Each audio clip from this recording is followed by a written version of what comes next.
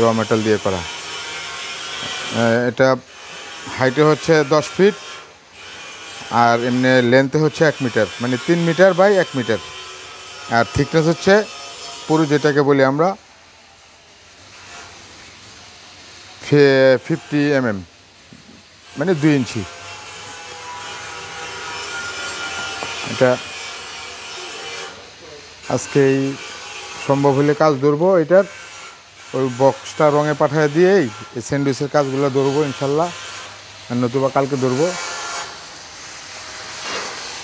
তো আমাদের চ্যানেলটা যারা সাবস্ক্রাইব করেন নাই অবশ্যই সাবস্ক্রাইব করবেন এবং পাশে থাকা বেল আইকনটি প্রেস করে দিবেন, আর বেশি বেশি লাইক কমেন্টস করবেন, শেয়ার করবেন। এটা দেখেন এই যে মার্কিংগুলো হয়ে গেছে আমার, এই যে মার্কিং, হ্যাঁ এই ফ্রেমের মার্কিংগুলো দিয়ে ফেলাইছি। খোলার পরে ডিল চালানো, খোলার পরে শুধু থাকবে ডিলের কাজ।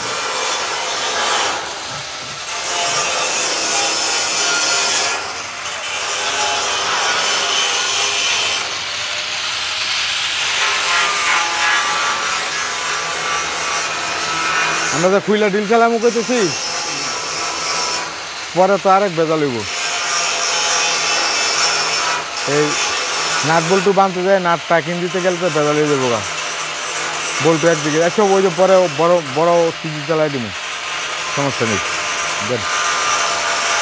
ডিল চালায় নাটগুলো টাকিং দিতে হবো না, ছোটো নাটগুলো বেড়ায় টাকিং দিব, পরে ছোটো দিয়ে খুইলাম।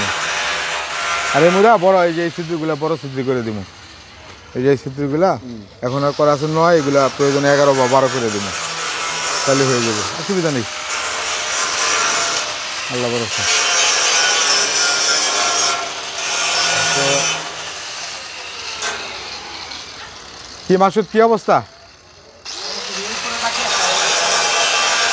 এটা লকটা করে ফেলাইছি, এটা লকটা করিনি এখনো, এটা কবজার কাজ চলতেছে, এটা লকটা করব মোটামুটি ওয়েল্ডিং শেষ করার পরে।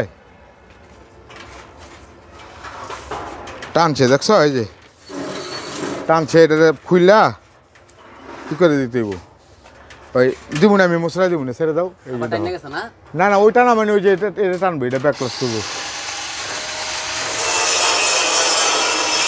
এই তোমার ওই টাকিং খুলে গেছে, এই যে টাকিং, কবজার টাকিং মনে হয়। দেখো তো দেখো তো দেখো তো, বুঝি না এটা খুলছে নি, দেখো তুমি যাও, খুলছে নি, খুলছে না।